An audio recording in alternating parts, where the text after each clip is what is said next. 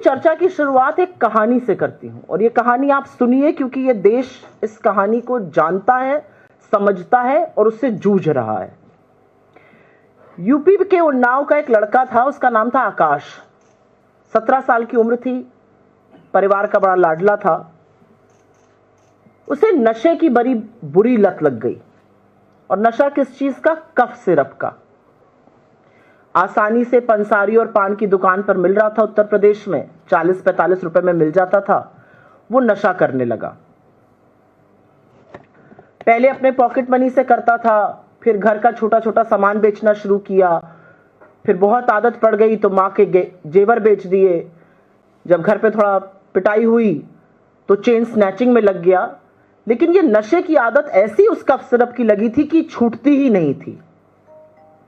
घर वालों ने इलाज की भी बड़ी कोशिश की, जग हसाई हो रही थी, परिवार तबाह हो रहा था। लेकिन क्योंकि इतनी आसानी से और इतना सस्ता नशा मिल रहा था तो वो उस लत से बाहर नहीं आ पा रहा था। थोड़े दिनों को छोड़ देता था, फिर घर वापस आता था, गली से निकलते ही पान की दुकान पर आराम से कफ सिरप मिल जाती थी, फिर पीने लगता था। यह सिलसिला चलता रहा और फिर वो धीरे धीरे बीमार रहने लगा। अब लिवर और किडनी खराब हो गए, पेट में पानी भर गया है, परिवार तबाह है, परिवार परेशान है, लाखों रुपए इलाज में फूके जा चुके हैं और वो अभी भी नशे की इस लत से निकल नहीं पा रहा है। लेकिन ये जो कहानी है ये सिर्फ आकाश की नहीं है। ये कहानी उन अनगिनत युवाओं की है जो उत्तर प्रदेश से लेकर बिहार, बिहार से लेकर बंगाल, बंगाल से लेकर बांग्लादेश और नेपाल तक नशे का शिकार हो रहे हैं। और इस तरह के नशे का जो बड़ी आसानी से बड़ा सस्ता कफ सिरप के रूप में मिल रहा है। और क्योंकि चर्चा की शुरुआत हुई है और कफ सिरप की बात हो रही है तो बात उत्तर प्रदेश से ही शुरू करनी पड़ेगी। उत्तर प्रदेश में कोडीन नाम की कफ सिरप धड़ल्ले से बिक रही है। क्या पंसारी, क्या पानवाला, हर जगह 40-45 रुपए में एक बोतल मिल रही है, जिससे लोग जबरदस्त नशे का शिकार हो रहे हैं। धड़ल्ले से यह बिजनेस चल रहा है, बच्चे इस लत का शिकार हो रहे हैं, लेकिन परिवार उजड़ते जा रहे हैं। और इसीलिए किसी भी तरह का एडिक्शन, किसी भी तरह की नशे की लत एक बहुत गंभीर विकराल समस्या है देश के सामने और उस पर चर्चा जरूरी है। क्योंकि आज की तारीख में चाहे स्कूल के कैंपस हो, चाहे कॉलेज के कैंपस हो, चाहे सड़कों पर बड़ी आसानी से हर तरह का नशा, पहले चरस गांजे की बात होती थी, अफीम की बात होती थी, फिर सूखा नशा, केमिकल्स, अब कफ सिरप धड़ल्ले से बिक रहा है और धड़ल्ले से यह गोरख धंधा उत्तर प्रदेश में फैल रहा है। उत्तर प्रदेश में इसका किंग पिन, जिस व्यक्ति ने, जो इसका मुख्य अभियुक्त है, वो शुभम जायसवाल नाम का एक आदमी है। वो प्रधानमंत्री नरेंद्र मोदी के संसदीय क्षेत्र वाराणसी से आता है। उसने 500 करोड़ रुपए पिछले 5 साल में कमाए और पिछले 5 साल में उसका ये गोरख धंधा ऐसा पनपा, ऐसा फूला कि उत्तर प्रदेश से बिहार, बिहार से बंगाल, बांग्लादेश, नेपाल तक ये फैला। और वो अकेला नहीं है। और उसकी मैं फोटो दिखाना चाहती हूं। पहले ये शुभम जायसवाल नाम के व्यक्ति हैं, प्रधानमंत्री के संसदीय क्षेत्र वाराणसी से आते हैं। जरा इनकी दूसरी फोटो भी दिखाइए। ये जिसके साथ बैठे हैं इन पर अभी जरूर चर्चा करूंगी, धनंजय सिंह इन महानुभाव का नाम है। अगली फोटो दिखाइए। ये जो व्यक्ति दो खड़े हुए हैं, एक इसमें से अमित सिंह टाटा है, एक आलोक सिपाही है। ये बड़े रसूख वाले लोग हैं। एक बर्खास्त सिपाही है पुलिस फोर्स से और एक अमित सिंह टाटा है। ये धनंजय सिंह जी के साथ खड़े हुए हैं। ये सब लोग इस गोरख धंधे में शुभम जायसवाल के साथ पार्टनर थे। शुभम जायसवाल ने 500 करोड़ कमाए तो इन्होंने भी करोड़ों कमाए हैं। इनको धनंजय सिंह अपना छोटा भाई बताते हैं। जरा नेक्स्ट फोटो पे जाइए। ये सब उनके साथ की तस्वीरें हैं जो आपको दिख रही हैं। अब इस पे रुकिए जरा। धनंजय सिंह को आप में से कुछ लोग बाहुबली, कुछ माफिया, कुछ डॉन भी कहते हैं, लेकिन मेरे लिए तो अगली तस्वीर पे जाइए। मेरे लिए धनंजय सिंह बीजेपी के घटक दल जनता दल यूनाइटेड के राष्ट्रीय महासचिव हैं। अगली फोटो दिखाइएगा। और वो नीतीश जी के बड़े ही उनके साथ प्रगाढ़ संबंध है। ये जनता दल यूनाइटेड के राष्ट्रीय महासचिव धनंजय जी, जिनके ऊपर विशेष कृपा उत्तर प्रदेश के मुख्यमंत्री योगी आदित्यनाथ जी की रहती है, बाहुबली, माफिया, डॉन और तमाम शब्दों से उनको आप और आपके साथी नवाजते। मेरे लिए तो ये बीजेपी के घटक दल के राष्ट्रीय महासचिव हैं, जिन पर बड़ी कृपा बरसती है दिल्ली से लेकर लखनऊ तक। तो धनंजय जी इन सब लोगों को अपना छोटा भाई बताते हैं। एक बार नहीं, टीवी चैनल पर भी आके कह रहे हैं वो मेरे छोटे भाई हैं। अब बात शुरू होती है कि हर बात पर धमकी देने वाले योगी आदित्यनाथ जी छोटे भाइयों पर कार्रवाई कर रहे हैं, बड़े भैया पर कार्रवाई कब होगी? योगी आदित्यनाथ जी तो बुलडोजर चलाने की बात करते हैं, उस पर भी अभी चर्चा करूंगी। बुलडोजर कब चलेगा? बड़े भैया पर कार्रवाई क्यों नहीं हो रही है? लेकिन जब ये सारी चीजें सामने आई, अगली तस्वीर पर जाइएगा, जब ये सारी चीजें सामने आई तो योगी जी सदन में खड़े होकर तस्वीर खेलने लगे, वो तस्वीरें दिखाने लगे। अब तस्वीर खेलिएगा तो बात बड़ी फैलेगी, क्योंकि ये विभोर राणा है, ये भी इस पूरे गोरख धंधे, इस पूरे स्कैम में शामिल है। तस्वीर देख लीजिए किसके साथ है। उत्तर प्रदेश के उप मुख्यमंत्री और स्वास्थ्य का जो कार्यभार संभालते हैं ब्रजेश पाठक जी के साथ। अगली तस्वीर जो है बीजेपी के राष्ट्रीय महासचिव अरुण सिंह जी के साथ है।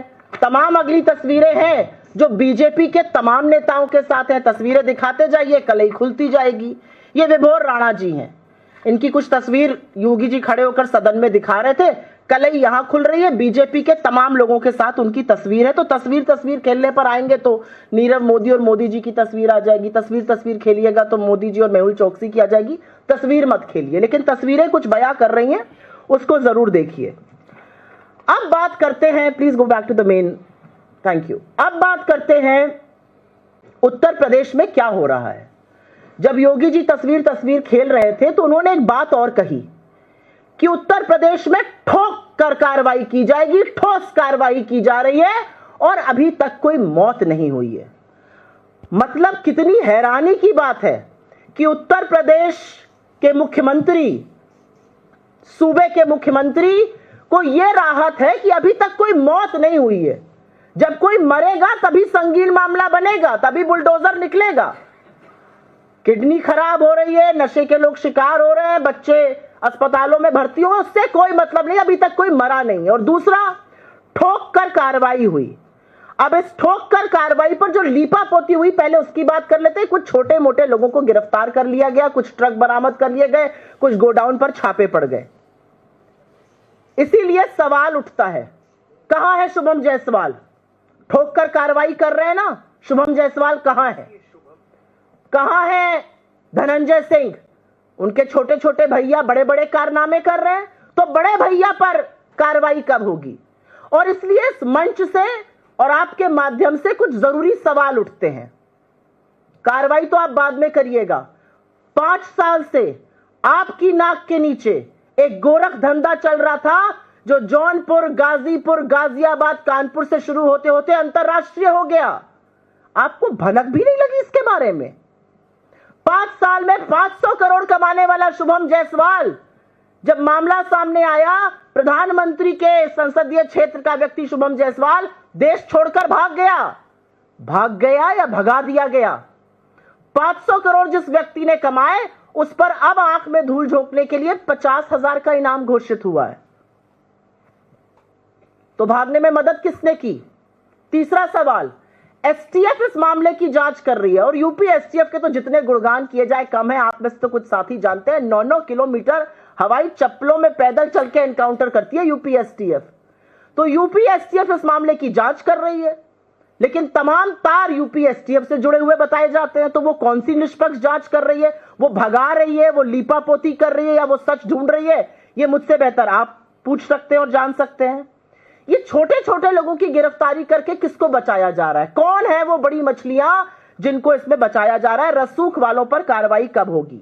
धनंजय सिंह जिनको छोटा भाई बताते हैं, तो बड़े भैया पर कार्रवाई कब करिएगा? भाई बात बात पर योगी जी को बुलडोजर बड़ा पसंद है, मुझे नहीं पसंद है। मुझे लगता है बुलडोजर जो है वो अदालतों पर ताला लगाने का काम करता है। लेकिन क्योंकि योगी जी को पसंद है, तो योगी जी से इस मंच के माध्यम से आपसे पूछते हैं कि बुलडोजर का डीजल खत्म हो गया है या बुलडोजर का ड्राइवर भी कोडीन पीकर नशे में लुत्थ पड़ा हुआ है? कब चलेगा आपका बुलडोजर? और फिर सवाल आता है उत्तर प्रदेश के बाहर केंद्र सरकार पर। केंद्र सरकार इस पर चुप क्यों है? इतना गोरख धंधा फैल रहा है, केंद्र सरकार ने मौन क्यों धारण किया हुआ है? और यह मैं बिना कारण केंद्र सरकार को इसमें नहीं घसीट रही हूं। कफ सिरप का बनना, उसकी बिक्री जितना राज्यों में होती है, राज्यों की जिम्मेदारी है, उतनी ही इसमें केंद्र सरकार का रोल है। केंद्र सरकार के 2 मंत्रालय, family health and family welfare और केमिकल एंड फर्टिलाइजर मंत्रालय की इसमें बड़ी भूमिका होती है। कौन है इस देश का केमिकल एंड फर्टिलाइजर मंत्री? बीजेपी के राष्ट्रीय अध्यक्ष, जिनकी अब रुखसती होने वाली है, जेपी नड्डा जी। क्या आपने जेपी नड्डा जी के मुंह से एक शब्द सुना इस पूरे मामले पर? क्या बीजेपी के केंद्रीय मंत्रियों ने, केंद्रीय सांसदों ने, प्रवक्ताओं ने, बददिमाग नेताओं ने जो लपक लपक कर कैमरे पर बाइट देने के लिए आतुर रहते, क्या उन्होंने कहा कि यूपी में धनंजय सिंह और बाकी लोगों को क्यों बचाया जा रहा है? यूपी में कार्रवाई क्यों नहीं हो रही है? शुभम जायसवाल कैसे भाग गया? जिस मंत्रालय के अधीन कफ सिरप आता है वो भी मानो कफ सिरप पीकर सुप्त पड़ा हुआ है। क्यों चुप है जेपी नड्डा? क्योंकि असलियत यह है कि उत्तर प्रदेश में बुलडोजर जाति, धर्म और खास तौर से उपनाम देखकर चलता है। उत्तर प्रदेश में बुलडोजर विशेष समुदाय के खिलाफ चलता है, गरीबों के खिलाफ चलता है, रसूख वालों पर विशेष कृपा रहती है, उनको संरक्षण प्राप्त रहता है। और इससे पहले कि मैं माइक अपनी सहयोगी साधना भारती जी को दूं, 2 बातें यहां पर कहनी और जरूरी हैं। और वो बातें कफ सिरप की अवैध बिक्री के बाहर, कफ सिरप के अवैध तरह से बिकने और सरकारों ने जिस तरह से उसका दुरुपयोग किया उस पर भी है। ये पूरा स्कैम है कफ सिरप का एक, और पूरा देश इसमें लिप्त पाया जा रहा है। चाहे वो मध्य प्रदेश हो, जहां पर एक कफ सिरप अवैध रूप से खरीदी गई, कोल्ड ड्रिफ, आपको नाम याद होगा, 25 बच्चों की मौत हुई थी। और आपको याद है कि कैसे राजस्थान में तमाम मानक फेल हो गए थे, फिर भी कफ सिरप मुख्यमंत्री योजना में शामिल थी, तब भी नड्डा जी चुप थे, तब भी इस देश का स्वास्थ्य मंत्री चुप था। क्यों चुप थे आप? 25 बच्चों की मध्य प्रदेश में मौत होती है, 9 बच्चों की राजस्थान में मौत होती है, आप चुप क्यों हैं? केंद्र सरकार चुप क्यों है? कार्रवाई कब होगी? और इस मामले में विस्तृत और जानकारी, मध्य प्रदेश, राजस्थान कफ सिरप का जो प्रोक्योरमेंट हो रहा है अवैध तरीके से, जो पूरा स्कैम है, उसके बारे में आपको साधना भारती जी अब संबोधित करेंगी। धन्यवाद सुप्रिया जी। सभी आदरणीय पत्रकार बंधुओं, जैसा कि आदरणीय सुप्रिया जी ने सारी बात विस्तृत तौर पर रख दी है, मैं मध्य प्रदेश पर आना चाहूंगी। मैं शुरुआत करूंगी कि सही बात है, गूंगा बहरापन ओढ़े सिंहासन है और लूले लंगड़े संकल्पों का शासन है। और क्या ये नहीं कहा जाए कि कफ सिरप के कारण हो रही मौतों के कारण आज फूलों का आंगन लाशों की मंडी है? क्या ये मोदी, मोहन, भजन जी का ये पूरा अनुशासन का पूरा दौर शिखंडी है? और ये सवाल इसलिए जरूरी है, जी हाँ, ये मैं उसी मध्य प्रदेश की बात कर रही हूं जहां की बच्चों को HIV संक्रमित ब्लड दे दिया जाता है, पीड़ित बीमार बच्चों को। ये वही मध्य प्रदेश है जहां पर कि कफ सिरप से 2 दर्जन से अधिक बच्चों की मौतें हो जाती हैं। ये वही मध्य प्रदेश है जहां पर नवजात शिशुओं को चूहे कुतर देते हैं और बच्चों की मौत हो जाती है। ये वही मध्य प्रदेश है जहां पर कि ICU में आग लगने के कारण एक नवजात शिशु उस आग की भेंट चढ़ जाता है। शर्मनाक है। और मुख्यमंत्री जी चुप्पी साध लेते हैं। मुझे तो लगता है ये बीजेपी की बड़ी अम्मा जो RSS है, उन्होंने एक संस्कार दिया है जी बीजेपी को। उनका ये संस्कार है कि कितना भी बड़ा आरोप लग जाए, चाहे भ्रष्टाचार का हो, चाहे आतंकवादी घटना का हो, चाहे करप्शन का हो, चाहे स्वास्थ्य संबंधी हो, चाहे रेल दुर्घटना हो, सब कुछ कर लेना, मुंह पर ताला लगाने ना, लेकिन नैतिकता के आधार पर इस्तीफा मत देना। और इसीलिए इसी प्रक्रिया को आगे बढ़ाते हुए मुख्यमंत्री वहां नजर आते हैं, मोहन यादव जी मध्य प्रदेश के अंदर, भजन जी नजर आते हैं राजस्थान में, और वहां के स्वास्थ्य मंत्री मध्य प्रदेश के, वो तो और ही ज्यादा महान व्यक्ति हैं।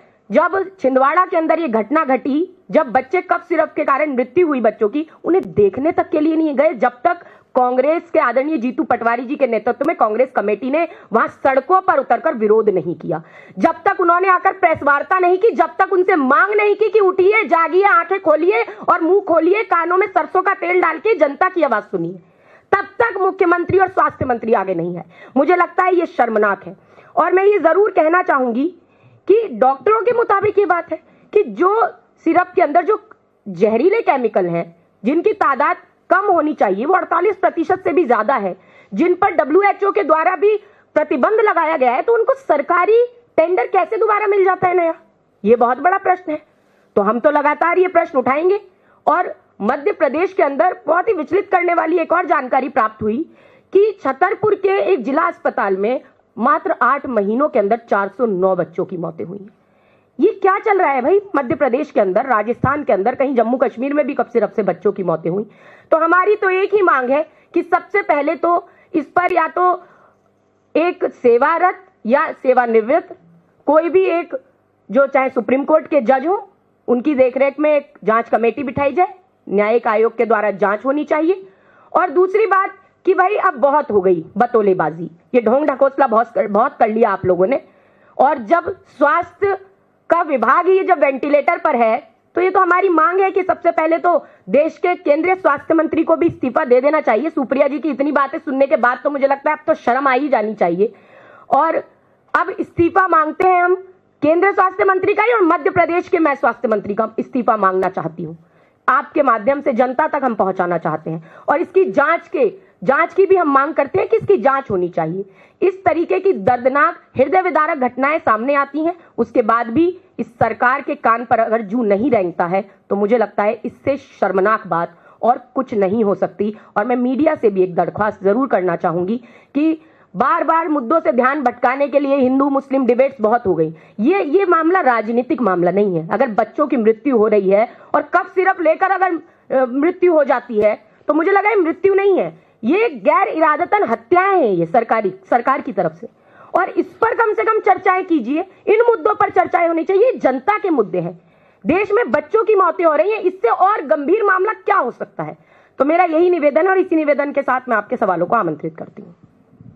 आपकी जानकारी के लिए एक यहाँ पर बात बतानी जरूरी है कि उत्तर प्रदेश का जहां तक मामला है, वहां के प्रदेश अध्यक्ष अजय राय जी ने उत्तर प्रदेश के गृह मंत्री को पत्र भी लिखा है और न्यायिक जांच की बात करी है, क्योंकि जो एजेंसी जांच कर रही है वो खुद संशय के घेरे में है। STF, उसके कुछ तार जुड़े होने की भी अटकलें लगाई जा रही हैं। और उन्होंने, उत्तर प्रदेश कांग्रेस ने लगातार इस मामले की न्यायिक जांच की बात करी है बाय सिटिंग हाई कोर्ट जज।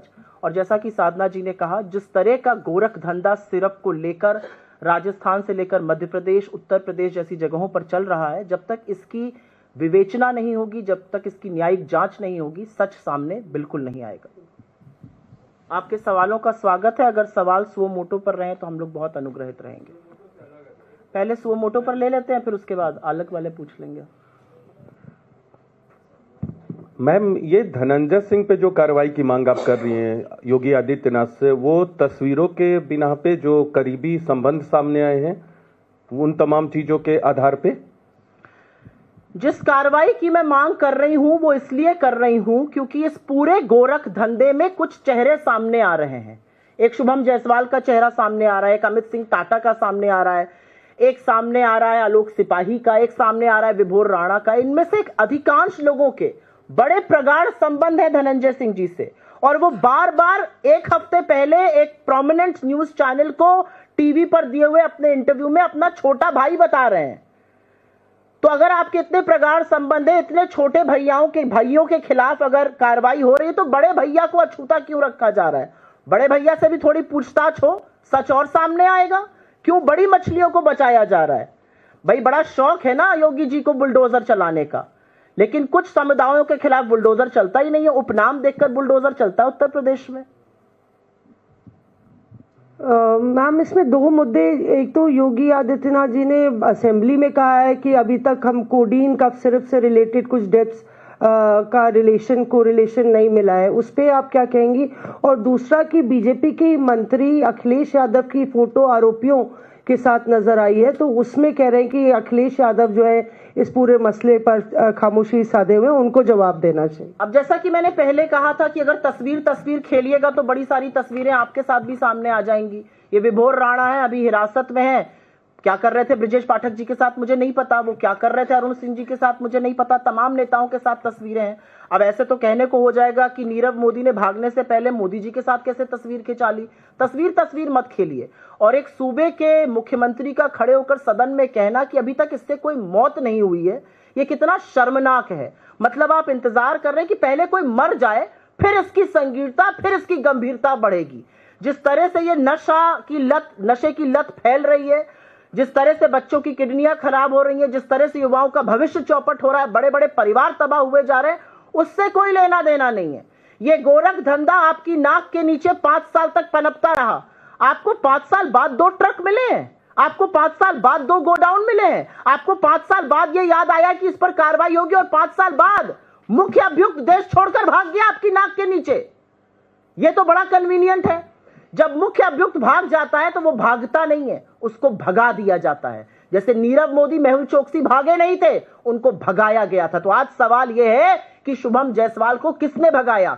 प्रधानमंत्री के संसदीय क्षेत्र का एक व्यक्ति जो पूरे गोरख धंधे का किंगपिन है, वो धता बताकर भाग गया 500 करोड़ कमाकर। आप 50,000 रुपए का इनाम घोषित कर रहे हैं। मतलब लीपा पोती भी तो ऐसी करिए कि देखकर शर्म ना आए। जी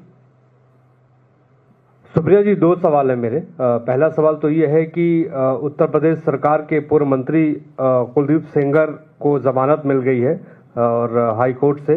दूसरा सवाल मेरा ये है कि मुंबई में मनसे और शिवसेना उद्धव ठाकरे ने गठबंधन का ऐलान कर दिया है। कांग्रेस आखिर क्यों नहीं साथ लड़ रही है? क्या माना जाए कि महागठबंधन में फूट पड़ गई है? आपके पहले सवाल का जवाब देते वक्त मैं ये जरूर कहना चाहूंगी कि इस सवाल का जवाब मैं सिर्फ एक कांग्रेस की राष्ट्रीय प्रवक्ता या एक पदाधिकारी के रूप में नहीं, मुझे लगता है साधना जी और हम दोनों ही अग्री करेंगे कि एक महिला के रूप में मैं देना चाहूंगी।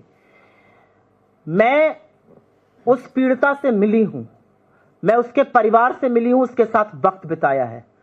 मुझे पता है कि क्या मंजर उन्होंने देखा है, मुझे पता है कि कितना भयावह बलात्कार हुआ और किस तरह से परिवार के एक नहीं 2-2 सदस्यों की हत्या की गई।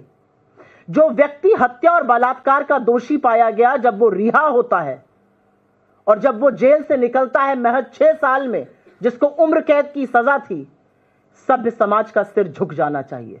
और उसके खिलाफ इस हाड़ कांपती ठंड में जब वो बेटी और उसकी मां इंडिया गेट पर बैठकर अकेले प्रदर्शन करते हैं और जिस बर्बरता से दिल्ली पुलिस उसको वहां से घसीटती है, मुझे लगता है केंद्र सरकार को, दिल्ली पुलिस को, अमित शाह को, नरेंद्र मोदी को इस बात का जवाब देना चाहिए। मैं बिल्कुल नहीं भूली हूं कि कुलदीप सिंह सेंगर के खिलाफ उत्तर प्रदेश की सरकार ने तब तक कार्रवाई नहीं करी थी जब तक कोर्ट ने आदेश जारी नहीं किया था। जब इलाहाबाद हाई कोर्ट का निर्देश आया था तब उनके खिलाफ कार्रवाई की गई थी, एफआईआर की गई थी, अन्यथा उनको बचाने का प्रयास किया जाता रहा। असलियत यह है कि जब उनको टिकट नहीं दिया गया तो टिकट उनके परिवार को दिया गया, जब आक्रोश मचा तब टिकट वापस लिया गया। असलियत यह है कि कुलदीप सिंह सेंगर आरोपी नहीं दोषी हैं। जिस व्यक्ति को उम्र कैद की सजा मिली थी वो 6 साल में निकल रहा है, और एक्टिविस्ट और तमाम लोग 5 साल से, कोई कितने महीनों से जेल में पड़े हुए हैं। मुझे लगता है कि इस मंच से एक महिला होने के नाते, इस देश की एक नागरिक होने के नाते, मैं जरूर कोर्ट से अपील करूंगी कि इस मामले का स्वतः संज्ञान लें। क्या यह देश लड़कियों के लिए नहीं है? क्या लड़कियां इस देश में सुरक्षित नहीं रह सकती हैं?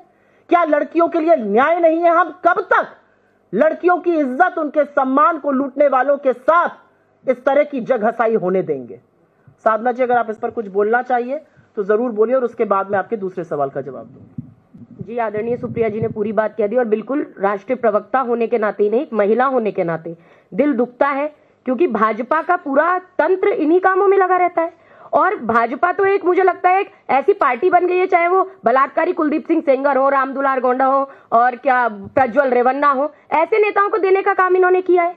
तो मुझे लगता है कि इस तरीके का, और जब ऐसी बात सामने आती है तो क्या बीतती होगी उस परिवार पे, क्या बीतती होगी उस पीड़िता पर, जिसने एक लंबी लड़ाई लड़ी, साथ में अपने परिवार के सदस्यों को खोया। तो बिल्कुल स्वतः संज्ञान इसका लिया जाना चाहिए, और ऐसे लोगों का बाहर आना मुझे लगता है बहुत ही ज्यादा दुर्भाग्यपूर्ण है। और आपका जो दूसरा सवाल था, कांग्रेस पार्टी किसके साथ मिलकर कैसे चुनाव लड़ेगी, ये हमारी लोकल लीडरशिप और हमारा शीर्ष नेतृत्व तय करता है।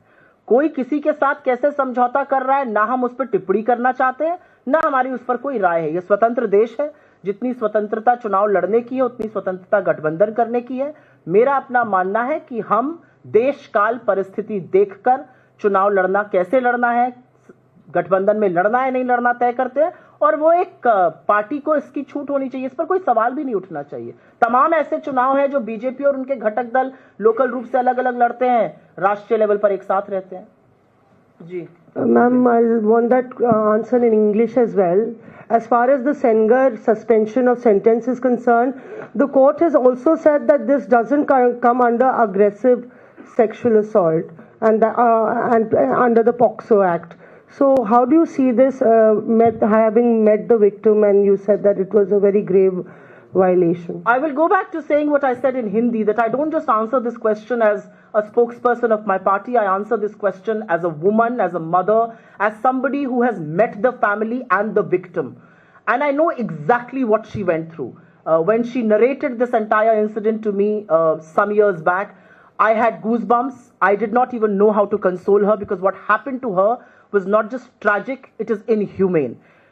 It wasn't just sexual assault, it wasn't just rape, a gang rape, it was how members of her family were killed. And Kuldeep Singh Sengar is not a saint. He has been found guilty.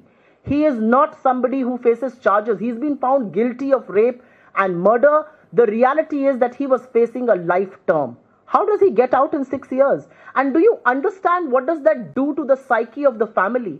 What does that do to that young victim? What does that do to the mother? And the reality was right in front of us.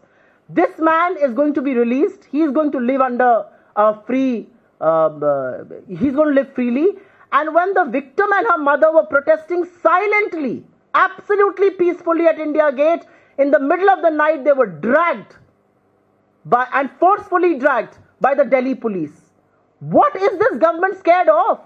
And we all know that Kuldeep Singh Sengar was not arrested. The FIR wasn't launched. There was every attempt made to protect him by the UP government and the central government, till such time where the Allahabad High Court had to issue an order. And which is, after that, the FIR was lodged. You put a man out like him. Do you understand what does that do? Do you know how influential he is? You from UP, I'm from UP. I know exactly what does that do to the psyche. Until what time will we keep telling our girls, it's all right? It is not all right. Enough is actually enough. Here is a man who's been found guilty. You set him free. What precedent are you setting? I am absolutely agreed with this judgment, and I do hope from this platform we request, we appeal to the courts, we appeal to better minds, we appeal to wiser souls. Please take suo motu cognizance and act on this. This is not manufactured outrage. This outrage will be real, has to be real. Girls, daughters of this country will not be told to look the other way as their perpetrators walk free. This is not going to be allowed. जी बिल्कुल बोलिए। मैं इसमें एक चीज और जोड़ना चाहूंगी कि देखिए, अभी हमने कुछ दिन पहले एक प्रेस वार्ता की थी यहीं पर कि मध्य प्रदेश के अंदर भी एक ऐसी घटना हुई थी। शिवपुरी के अंदर मंदिर के महंत ने मंदिर के अंदर एक विकलांग एक पिछड़ी बच्ची का बलात्कार किया था। क्या वो हिंदू की बेटी नहीं थी? और आजादी के बाद मुझे लगता है पहला केस ऐसा था कि वो बच्ची प्रेग्नेंट हुई बलात्कार से, उसका बच्चा भी हो गया। हम लोगों ने वहां धरना प्रदर्शन किया, सब हुआ, लेकिन उसके बाद भी 1.5 साल का उसका बच्चा हो गया, लेकिन अभी तक वो मंदिर का महंत बलात्कार का आरोपी बाबा गिरफ्तार ही नहीं हुआ। तो ये भारतीय जनता पार्टी के जहां शासन में होता है, तो जब इस तरह के हम चीजें देखते हैं कि इस तरह के अपराधियों को छोड़ दिया जाता है, तो मुझे लगता है निंदनीय और दुर्भाग्यपूर्ण होता है। एक सवाल इस तरफ, आपने नीरव मोदी की चर्चा की, अभी एक वीडियो सामने आया विजय माल्या और ललित मोदी का, उसमें बर्थडे सेलिब्रेशन हो रहा और ललित मोदी कह रहे हैं कि हम भारत के हम दोनों सबसे बिगेस्ट एब्सकॉन्डर हैं, सबसे बड़े भगोड़े हैं। देखिए, ऐसा है कि मैं बहुत ज्यादा आज के विषय से विषयांतर नहीं होना चाहती हूँ, लेकिन जिस वीडियो का आप जिक्र कर रहे हैं वो नरेंद्र मोदी जी, उनकी सरकार, उनकी जांच एजेंसीज ने जरूर देखा होगा। तो इसका बेहतर जवाब वो दे सकते हैं कि आपकी नाक के नीचे देश को चूना लगाकर करदाताओं का पैसा चोरी कर कर लोग देश छोड़कर भाग जाते हैं और उन भगोड़ों को आप वापस नहीं ला पाते। 2-4 सुर्खियां यहां चलाते हैं, 2-4 बातें चलाई जाती हैं, टीवी डिबेट देखो तो बस कुछ ही घंटों में सब लोग वापस आने वाले होते हैं। अभी तक कोई वापस नहीं आया, 11 साल बीत चुके हैं, आपकी नाक के नीचे से आपको धता बताकर लोग भागे। वो जो वीडियो है वो तो सेंट्रल गवर्नमेंट पर, मोदी जी पर और उनकी जांच एजेंसियों पर एक करारा तमाचा है। बहुत धन्यवाद। बीजेपी की सांसद है नवनीत राणा, उन्होंने पूर्व सांसद हैं, उन्होंने कहा उनकी कि बेवकूफी की बातों का मैं इस मंच से जवाब देकर उसको वो बिल्कुल भी वेंडिकेट नहीं करना चाहूंगी। अब आप लोग इसको बाद में ले लीजिएगा, विषयांतर बहुत हो जाएगा। बहुत बहुत धन्यवाद आप लोगों का। आप लोग इस मामले को जरूर कवर करिएगा क्योंकि ये हमारे युवाओं के भविष्य से संबंधित मामला है और इस पर जरूर चर्चा होनी चाहिए। On what?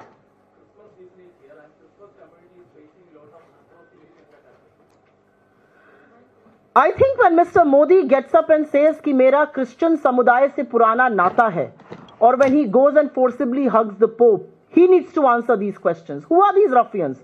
Who are these people? From Delhi's east of Kailash to Odisha to Madhya Pradesh to Haridwar, what is happening? Why are people who are celebrating Christmas, women, children being attacked? Can you not ensure the safety of religious diversity in India?